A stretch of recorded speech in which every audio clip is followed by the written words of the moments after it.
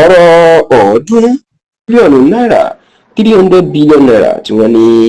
gómìnà Ṣèyí Mákindé ti ìpínlẹ̀ Ọ̀yọ́ tí wọ́n ní lọ gbọ̀nà ìbúrúyá tí wọ́n ní ìdákọ́ńkọ́ nílà àwọn aṣòfin ní ìgbìmọ̀ aṣòfin ìpínlẹ̀ Ọ̀yọ́ State House of Assembly members tí wọ́n lọ ṣe ọ̀rọ̀ náà ó mà ti di ariwo tó sì ti di nǹkan tí àwọn ilé ìgbìmọ̀ aṣòfin ìpínlẹ̀ Ọ̀yọ́ táwọn náà tí wọ́n ti fi èsì sí. Bí ẹ kò bá gbàgbé, ọ̀kan pàtàkì lára àwọn ọmọ ilé ìgbìmọ̀ aṣòfin ìpínlẹ̀ Ọ̀yọ́ tó ń ṣojú agbègbè ìjọba ìbílẹ̀ Ṣakí West Local Government ìyẹn Honorable Ibrahim Shittu òun ló máa pariwo síta tó kọ ọ̀rọ̀ síta wípé wá o ìṣẹ̀lẹ̀ kan ṣẹlẹ̀ ní ilé ìgbìmọ̀ aṣòfin ìpínlẹ̀ Ọ̀yọ́ tó jẹ́ ìmọ̀ ṣùgbọ́n tó lóun ò lọ́wọ́ sí o nítorí tí ọ̀rọ̀ náà tí ó bá padà bọ́ síta tó lu síta nínú ọ̀rọ̀ tí Honorable Ibrahim Shittu tí ó kọ sórí ẹ̀rọ ayélujára ìlú ti jẹ́ kó di mọ̀ wípé gbogbo àwọn táwọn jẹ́ aṣòfin ilé ìgbìmọ̀ aṣòfin ní ìpínlẹ̀ Ọ̀yọ́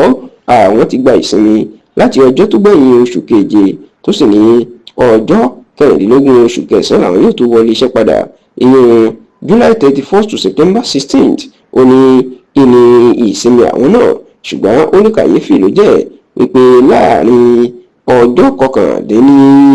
19 sí ọjọ́ 20 oṣù kẹjọ ìyẹn 19 August to 26 August ìlànà akẹgbẹ́ òun ní màá lọ jókòó náà padà sẹ́nu iṣẹ́ pàjáwìrì láti ṣèpàdé ìkọ̀kọ̀ tí wọ́n sì ní níṣe ni wọ́n buwọ́ lu ẹ̀yáwó ọ̀ọ́dúnrún bílíọ̀nù náírà 300 billion naira fún gómìnà Ṣèyí Mákindé ìyẹn pé láti ya òbítíbitì owó náà. Honorable Ibrahim Shittu wá ní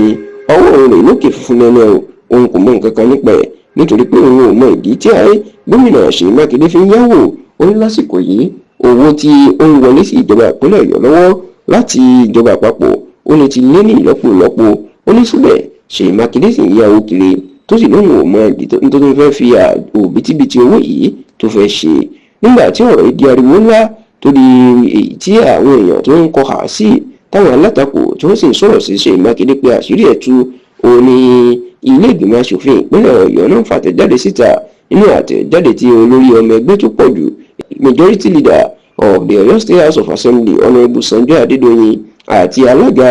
ìgbìmọ̀ tó rí sọ̀rọ̀ ìròyìn yóò chairman House Committee on Information Media and Public Affairs ìyẹn Honourable Waheed Akintayo ní tí gbogbo èèyàn mọ̀ sí ìlú mọ̀ọ́ká tí wọ́n fi síta náà jẹ́ kó di mọ̀ pé ìsọkúsọ ni Ibrahim Shittu ń sọ. Wọ́n ní tẹ́lẹ̀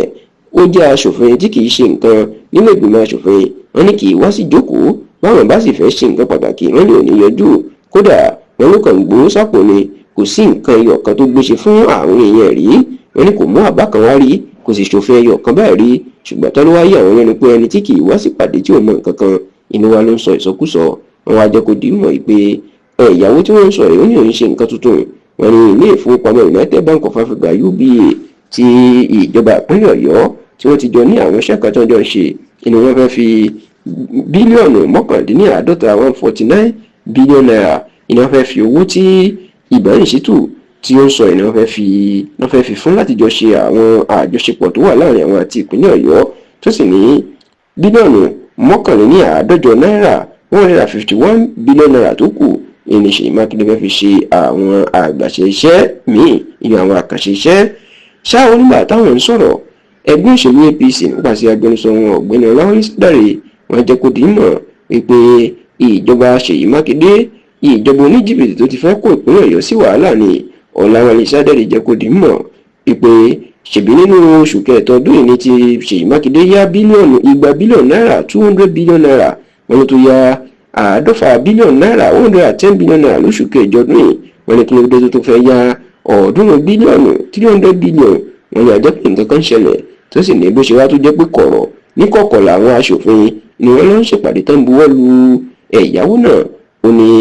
ejò ti lọ́wọ́ nù àti pé àwọn iṣẹ́ ibì kan ó ti lọ lábẹ́lẹ̀ nìyẹn. Lásìkò yìí Ṣèyí Mákindé tàbí ìjọba ìpínlẹ̀ Ọ̀yọ́ wọn ò tí ì fèsì títí tí a fi ṣe àkójọpọ̀ ìròyìn yìí lórí ẹ̀sùn burúkú tí wọ́n fi ń kàn yìí.